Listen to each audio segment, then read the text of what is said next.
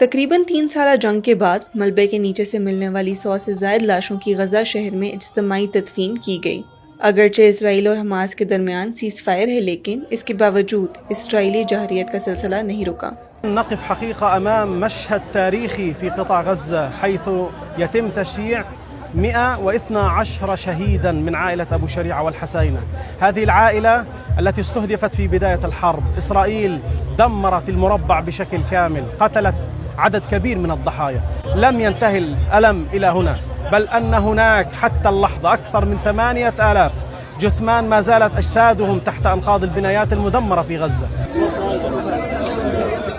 والله جايين شيء فله من الشهداء، الأطفال والنساء والشيوخ الركع، والحمد لله رب العالمين. وأنا نعتبر هذه جنازة للشعب الفلسطيني كله، وليس جنازة لعائلة أو لفرد أو كذا. هذه جنازة الشعب الفلسطيني، لأن يعني الشعب الفلسطيني كله ضحية، كل الناس يعني تحت الأنقاض، يعني لا حاربوا ولا حملوا سلاح ولا حملوا شيء। गज़ा की वजारत सेहत के मुताबिक सीज़ फायर के बाद से अब तक गज़ा में कम अज़ कम 1400 फ़लस्तीनी इसराइली जारियत का निशाना बन चुके हैं, जिनके अदाद व शुमार को अक़वाम मुत्तहिदा भी काबिल एतमाद मानती है।